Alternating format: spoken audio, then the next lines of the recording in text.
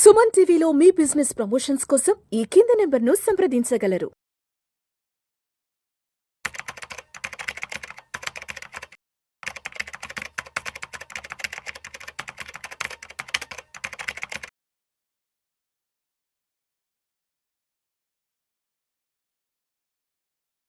నమస్తే, నేను మీ రేవంత్ చెలమల. సో ఈ రోజు మార్కెట్ అప్డేట్ ఏంటో చూద్దాం. సో ఇవాళ date 24th February 2025. So market again ఒక బిగ్ సెల్ ఆఫ్ కి అయితే గురైంది. సో బేసిక్ అన్నిటికంటే ముందు మనం ఒకసారి యుఎస్ మార్కెట్స్ కి సంబంధించి న్యూస్ కూడా చూడాలి. అండ్ దాంతో పాటుగా ఫ్రైడే నైట్ యుఎస్ మార్కెట్స్ లో కొంతవరకు డిప్స్ హెవీగానే వచ్చాయి. One of the fastest selling అనే చెప్పాలి. అటు నాస్డాక్ 2% పడింది, అండ్ మనకి ఎస్ఎన్పి కూడా 1.7%, డౌ జోన్స్ కూడా 1.69, నియర్ టు 1.7%. సో సెల్లింగ్ అనేది మనకి యుఎస్ మార్కెట్స్ లో కూడా కనపడుతూనే ఉంది. సో మనం ఎప్పటి నుంచో అనుకుంటున్నాం, అందరూ చెప్తున్నారు కదా అని చెప్పేసి యుఎస్ మార్కెట్స్ ఏదో బాగున్నాయి, అక్కడికి వెళ్ళి ఇన్వెస్ట్మెంట్స్ పెట్టకండి. So US markets when compare to Indian markets అసలు ప్రాబ్లం ఉందే యుఎస్ మార్కెట్స్ లో.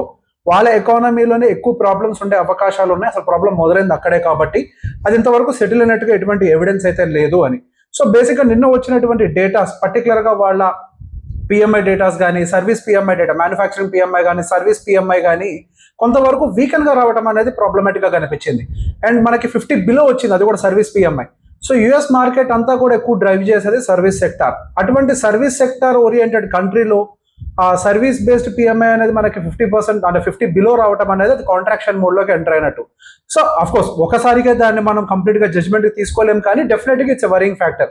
అండ్ దాంతో పాటుగా మొన్న వచ్చినటువంటి వాల్మార్ట్ రిజల్ట్స్ కూడా కన్సంప్షన్ డేటా వీక్ గా వస్తుంది, కన్జ్యూమర్ సెంటిమెంట్ వీక్ అవుతుంది మనొక విషయాన్ని కూడా క్లియర్ గానే చెప్తూ ఉన్నాయి. సో మన ఇండియాలో కూడా ఫస్ట్ కన్సంప్షన్ డేటాస్ ఎప్పుడైతే వీక్ అయ్యాయో అప్పటి నుంచే మన మార్కెట్స్ కూడా పట్టడం మొదలు పెట్టాయి. మేబీ యుఎస్ మార్కెట్స్ కూడా ఇది పడటానికి ఒక బిగినింగ్ స్టేజ్ అయ్యి ఉండొచ్చు.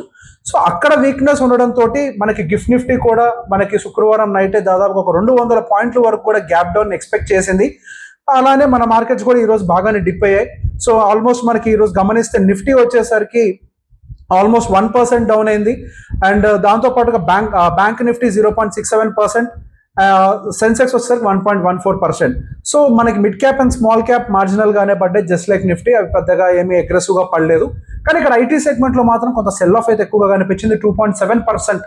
మేబీ అక్కడ సర్వీస్ సెక్టర్ వీక్నెస్ అనేది మన ఇండియన్ ఐటీ మీద కొంత ఇంపాక్ట్ పడుతుందేమో అనేది కూడా ఒక భయాలు ఉండొచ్చు. సో బేసిక్గా అక్కడ సర్వీస్ సెగ్మెంట్ వీక్ అయితే, దట్టు మన ఇండియా అనేది one of the largest exporter of IT services to US.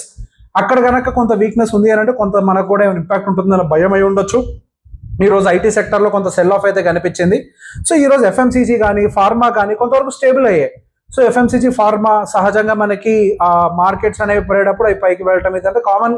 ఈసారి మాత్రమే రివర్స్ అవి కూడా పడ్డాయి, కానీ గోయింగ్ ఫర్దర్ అవి స్టెబిలైజ్ అవ్వడానికి చాలా అవకాశాలు ఉన్నాయని కూడా మాట్లాడుకుంటున్నాం. ఐటీ కూడా స్టెబిలైజ్ అవుతుంది, ఆ ఐటీకి కూడా పెద్ద ఎత్తున ఏమీ ప్రాబ్లం ఏం లేదు. ఐ బిలీవ్ గోయింగ్ ఫర్దర్ అది కూడా బలపడుతుంది అంటానికి కూడా ఒక న్యూస్ ఉంది. మనం దాని గురించి కూడా ఒకసారి డిస్కస్ చేసే ప్రయత్నం చేద్దాం. సో ఒక్కసారి ఇక్కడ నుంచి మార్కెట్ ఆల్రెడీ 22,500 మనం అనుకున్న అందరం ఎప్పటి నుంచో అంటున్నాం 22,500 ఒక పెద్ద సపోర్ట్ లెవెల్.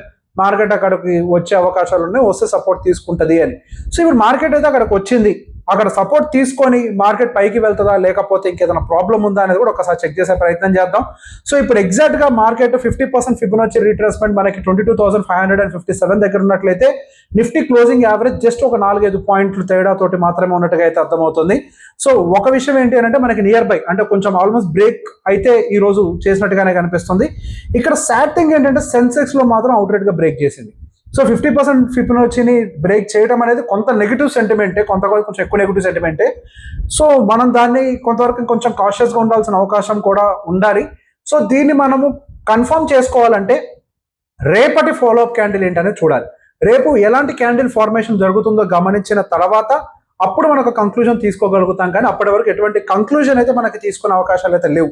అంటే దీన్ని ఫాలోఅప్ క్యాండిల్ ఫార్మేషన్ అంటాం. సో బేసిక్గా ఒకరోజు బ్రేక్ అయిపోయిన వెంటనే ఇంకా అదే ఫార్మాట్ లో వెళ్ళిపోతుందని అంటే అట్లా దానికి ఎటువంటి ఎవిడెన్స్ ఉండదు. సహజంగా ఫేక్ బ్రేక్అవుట్ కూడా అయి ఉండే అవకాశం ఉంది. నేనైతే ఫేక్ బ్రేక్అవుట్ అవ్వాలి అని చెప్పి మనస్ఫూర్తిగా కోరుకుంటున్నాను, సో దట్ మార్కెట్ ఇక్కడ నుంచి కిందకి వెళ్ళకూడదు అనేది నా కోరిక కూడా. So hopefully it could be a fake breakout. But ఇక్కడ ఇంకొక నెగిటివ్ న్యూస్ కూడా ఉంది. మనం ఏదైతే లాంగ్ టర్మ్ ట్రెండ్ లైన్ ఎప్పటి నుంచో ఫాలో అవుతున్నామో ఆ ట్రెండ్ లైన్ బిలో, మనకి down side trend line below అయితే మనకి మార్కెట్ క్లోజింగ్ అయితే గమనించాం. గత కొన్ని రోజుల నుంచి ఇక్కడికి వచ్చి మార్కెట్ సస్టైన్ అయింది, బౌన్స్ అవుతుంది, కానీ ఈ రోజు మాత్రం డెసెసివ్ గా మనకి అంటే క్లోజింగ్ ఇచ్చింది. కాకపోతే ఇది మనం వీక్లీ టైం ఫ్రేమ్ లో చూస్తున్నాం కాబట్టి ఈ శుక్రవారం నాటి గనక మార్కెట్ ఈ ట్రెండ్ లైన్ బిలో క్లోజింగ్ ఇచ్చింది అని అంటే మాత్రం హెవీ కన్సాలిడేషన్ ఉండడానికి అయితే చాలా ఛాన్సెస్ ఉన్నాయి. అంటే ఏదైతే అప్ ట్రెండ్ ఉందో ఆ ట్రెండ్ నుంచి మార్కెట్ బయటకు వచ్చేసినట్టు, నిఫ్టీ లాంటి ఒక సెగ్మెంట్ బయటకు వచ్చేసిన ట్రెండ్ లో నుంచి అని.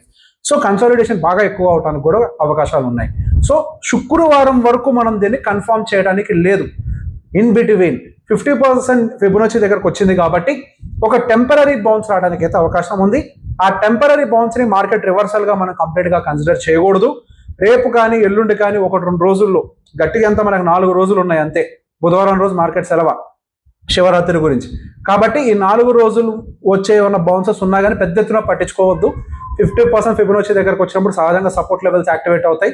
అక్కడి నుంచి ఒక బౌన్స్ వస్తుంది. ఆ బౌన్స్ వచ్చిన తర్వాత ఎటువంటి ప్యాటర్న్ ఫార్మ్ అవుతుంది అన్న దాన్ని బట్టి we can make next analysis. ఆ ప్యాటర్న్ ని బట్టి ఇంకెటు డైరెక్షన్ తీసుకుంటుంది అని. సో మనం ఏదైతే సపోర్ట్ లెవెల్ అనుకుంటున్నామో ఇప్పుడు మార్కెట్ అయితే ఆ సపోర్ట్ లెవెల్లోకి అయితే క్లియర్ గా కనిపిస్తుంది. బట్ శుక్రవారం వరకు మాత్రం ఈ వీక్లీ క్యాండిల్ ఎలా ఫామ్ అవుతుంది, ఈ వీక్లీ క్యాండిల్ కనుక గ్రీన్ లో ప్రాపర్ గా ఫామ్ అయింది అని అంటే మనం ఇంకా బేరిష్నెస్ ని కన్ఫర్మ్ చేసుకోవాల్సిన అవసరం లేదు. రెడ్ డే ఫామ్ అయిందంటే మాత్రం బేరిష్నెస్ హ్యాపీగా కన్ఫర్మ్ చేసుకోవచ్చు. ఈ శుక్రవారం క్యాండిల్ వరకు మనం గమనిద్దాం. సో నెక్స్ట్ ఈ రోజు పర్టికులర్ గా మనకి మార్కెట్ లో ఎక్కువ సెల్ ఆఫ్ ఇచ్చింది కూడా IT segment related. So HDFC bank అయితే సెల్లింగ్ కంటిన్యూ అవుతూనే ఉంది. ఒక రోజు వేసినప్పటికీ తర్వాత పడుతూనే ఉంది. సో ఇన్ఫోసిస్ ఇవంతా, ఇన్ఫోసిస్, టీసీఎస్, సో బేసిక్ గా కొంతవరకు ప్రైవేట్ బ్యాంకింగ్ అండ్ ఐటీ ఈ ప్యాక్ కొంతవరకు డ్రాగ్ చేసింది. ఆటో సెగ్మెంట్ లో కొంత రివైవల్ వచ్చినట్టుగా కనిపించింది. M&M మొన్న బాగా పడ్డది, పడ్డ తర్వాత కొంత రివైవల్ అయితే వచ్చినట్టుగా అయితే కనిపిస్తుంది. ఇవేవి కూడా మనం కన్ఫర్మేషన్స్ తీసుకోవడానికి లేదు. సహజంగా హ్యూజ్ ఫాల్ వచ్చిన తర్వాత టెంపరీ రికవరీస్ ఉంటాయి. రేపు కూడా మన మార్కెట్స్ లో టెంపరీ రికవరీస్ ఉండడానికి కూడా అవకాశం ఉంది. సో ఈ రోజు మనకి హిస్టరీ ఏంటి, ఇవాళ ఒక చరిత్ర సృష్టించింది మన మార్కెట్. సో బేసిక్ ఇవాళ అని అంటే మన ఫిబ్రవరి ఎండింగ్ కి మార్కెట్ గనక ఫిబ్రవరి క్యాండిల్ రెడ్ లో క్లోజ్ అయినట్లయితే గత 28 సంవత్సరాల్లో మనకి one of the highest series of closing కింద మనం కన్సిడర్ చేయడానికి అవకాశం ఉంది. దాదాపు మనకి 1996లో ఇటువంటి ఒక క్లోజింగ్, ఇప్పుడు 1998, 1999 అనుకుంటే, 1998 మేబీ 5 or 6 or 2 years లో, అంటే దాదాపు 29 సంవత్సరాల క్రితం మనకి మార్కెట్ ఇటువంటి క్లోజింగ్ ఇచ్చింది. మళ్ళీ ఇప్పుడు ఇటువంటి క్లోజింగ్ ఇచ్చే అవకాశం ఉంది. అఫ్కోర్స్ ఇంకొక 4 ట్రేడింగ్ సెషన్స్ ఉన్నప్పటికీ మార్కెట్ అక్కడికి పైకి రీబౌండ్ అయ్యి మళ్ళీ గ్రీన్ లో క్లోజ్ అయ్యే అవకాశాలు లేవు. సో ఆల్మోస్ట్ మనకి రెడ్ క్లోజింగ్ వస్తున్నట్టుగానే కన్సిడర్ చేసుకోవచ్చు. సో ఇండియన్ ఐటీ సెక్టర్ కి సంబంధించి కూడా ఒక విషయం చెప్పాలనుకుంటున్నాను. సో ఇండియన్ ఐటీ సెక్టర్ కి సంబంధించి సో బేసిక్ గా కొంతవరకు బులిష్ ఓవర్ వ్యూ అయితే కనిపిస్తుంది. సో బేసిక్ గా మనకి నాస్కామ్ అని చెప్పేసి national association of software and services companies. So వాళ్ళ వరకు అయితే కొంతవరకు మనకి 2026 ఫైనాన్షియల్ ఇయర్ లో, ఫిజికల్ ఇయర్ లో కొంతవరకు గ్రోత్ ఉండే అవకాశం ఉంది అని చెప్పేసి క్లియర్ గా వీళ్ళు డేటా చెప్తున్నారు. సో బేసిక్ గా మనకి ఇంకొక రేట్ కట్ కూడా ఇండియాలో వచ్చే అవకాశం ఉంది. Economics or predicting one more rate cut in going for the 2025 mid, అంటే జూన్ ఆ టైం కల్లా మరొక రేట్ కట్ వచ్చే అవకాశాలు ఉన్నాయి. సో మనకి ఇన్ఫ్లేషన్ కూడా కూల్ ఆఫ్ అవుతుంది and growth concerns, so GDP కొంత కూల్ ఆఫ్, అంటే జీడిపి కూడా స్లో డౌన్ అయ్యే అవకాశాలు ఉన్నాయి. సో బేసిక్ గా నిన్న మనకి మానిటరీ పాలసీ కమిటీకి సంబంధించినటువంటి మినిట్స్ అనేవి రిలీజ్ అయ్యాయి.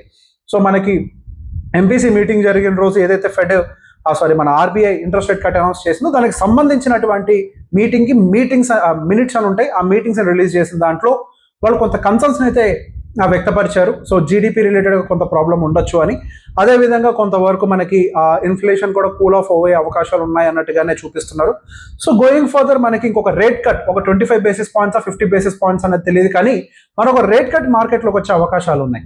సో బేసిక్ ఇటు ఆర్బీఐ కానీ ప్రభుత్వం కానీ మార్కెట్లో లిక్విడిటీని అయితే విపరీతంగా పెంచే ప్రయత్నం చేస్తుంది. సో ఎకనామిక్ వీక్నెస్ ఉంది అనే విషయం మనం ఎప్పటి నుంచో మాట్లాడుతున్నాం, కానీ కొంచెం లేట్గా స్టార్ట్ అయింది, దట్స్ ఫైన్. బట్ ఇక్కడి నుంచి మాత్రం మార్కెట్లోకి మనీని పంపించేసి, అంటే లిక్విడిటీని పెంచి కొంత మార్కెట్ చేతుల్లోనే డబ్బులు పెట్టి కొంత జీడిపికి బూస్ట్ ఇచ్చే ప్రయత్నం అయితే ప్రభుత్వం కానీ ఆర్బీఐ కానీ చేస్తుంది. సో ఇవన్నీ ఇంపాక్ట్ రావడానికి మరి కొంత సమయం పట్టొచ్చు, మేబీ ఒక 6 months, అంటే ఒక 2 quarters రిజల్ట్స్ చూడాలి మనం. మార్చ్ తర్వాత ఏప్రిల్లో వచ్చేటువంటి క్వార్టర్లీ రిజల్ట్స్, జూన్కి సంబంధించినటువంటి జూలైలో రాబోయేటువంటి క్వార్టర్లీ రిజల్ట్స్, ఇట్లా 2 quarterly రిజల్ట్స్ చూసిన తర్వాత మార్కెట్స్ ఏమైనా కొంత రివైవల్ తీసుకునే అవకాశాలు ఉన్నాయనేది we have to see. And దాంతో పాటుగా ఒకసారి మ్యూచువల్ ఫండ్ డేటా కూడా చూద్దామండి. ఇండస్ట్రీ యావరేజెస్ అనేవి ఎట్లా ఉన్నాయి అనేది. 1 second, this was reloading. Yeah, so బేసిక్గా మనం ఒకసారి ఆ లాస్ట్ 1 month నుంచి గమనించినట్లయితే స్మాల్ క్యాప్ అయితే కొంత హెవీగానే కరెక్ట్ అయింది. దాదాపుగా మనకి -10% వరకు కూడా, అంటే ఇవాళది కాదు, ఇది నిన్నటి ఎన్ఏవి ప్రకారం, అంటే శుక్రవారం ఎన్ఏవి ప్రకారం ఇవాళ ఇంకెక్కువనే ఉండొచ్చు, మేబీ 10% దాటేసి ఉండొచ్చు. సో మనం 1 year డేటాను గమనించినట్లయితే దాదాపుగా లాస్ట్ 1 year యావరేజ్ రిటర్న్స్ అన్ని కూడా జీరోకి ఆల్మోస్ట్ అన్ని సెగ్మెంట్స్ కూడా నియర్ బైకి రావడం అయితే అబ్జర్వ్ చేస్తున్నాం. ఆల్రెడీ థిమాటిక్ పిఎస్యూ సెగ్మెంట్ అయితే నెగిటివ్ జీరోలో కూడా ఎంటర్ అయిపోయింది. సో గోయింగ్ ఫర్దర్ ఇన్ఫ్రాస్ట్రక్చర్ అవన్నీ కూడా నియర్ బైనే ఉన్నాయి. సో ఎక్కువ మనకి డబ్బులు లూజ్ అవుతుందంటే మాత్రం లాస్ట్ 1 monthలో మాత్రం కొంచెం ఎక్కువగా స్మాల్ క్యాప్ సెగ్మెంట్లో ఎక్కువగానే డబ్బులు పోయాయి. అండ్ పర్టికులర్ ఇన్ఫ్రాస్ట్రక్చర్ సెగ్మెంట్లో కూడా డబ్బులు బాగానే పోయాయి. అండ్ థిమాటిక్ పిఎస్యూ అవి కొంచెం ఈ మంత్లో కొంచెం కూల్ ఆఫ్ అయి ఉండొచ్చు, కానీ ముందు బాగానే సెల్లింగ్ జరిగింది పిఎస్యూ స్పాట్ అన్నింటిలో కూడా. దానివల్ల అది నెట్ నెగిటివ్ 1 yearలోకి అయితే వెళ్ళడం అయితే అబ్జర్వ్ చేసాం. సో ఒక్కసారి లార్జ్ క్యాప్ కి సంబంధించి ఎట్లుందో చూద్దాము. లార్జ్ క్యాప్ మీరు గమనించినట్లయితే లాస్ట్ 1 monthలో కేవలం 1.298% మాత్రమే పడ్డది. So that's what I'm trying to tell. Large cap segment అనేది కంపారిటివ్లీ కొంత బెటర్ గా ఉంది. సో లార్జ్ క్యాప్ లో మనం జాగ్రత్తగా ఉంటే బెటర్ ఏమో. స్మాల్ అండ్ మిడ్ కొద్దిగా ఇబ్బంది పెట్టే అవకాశాలు ఉన్నాయని మనం గత 6 నెలల నుంచి మాట్లాడుకుంటున్నాం. ఇప్పుడు అది ఎవిడెంట్ గా ప్రూవ్ అవుతుంది. సో ఓవరాల్ గా ఓకే పడ్డది కదా, మనకి ఇంకా బాగానే ఉన్నాం కదా అంటే కాదు. లాస్ట్ 1 year డేటా ప్రకారం లార్జ్ క్యాప్ ఇంకా 4% పాజిటివ్ లో ఉన్నట్టయితే ఈ స్మాల్ క్యాప్ ఆల్రెడీ 1.62, అంటే small cap under performance start చేసింది when compare to large cap. So going for the under performance ఇంకొంత కంటిన్యూ అయ్యే అవకాశాలు కూడా ఉండొచ్చు. ఇది ఎవ్రీడే బేసిస్ లో ఒకసారి మనం అనలైజ్ చేసుకునే ప్రయత్నం కూడా చేద్దాం. Thank you very much.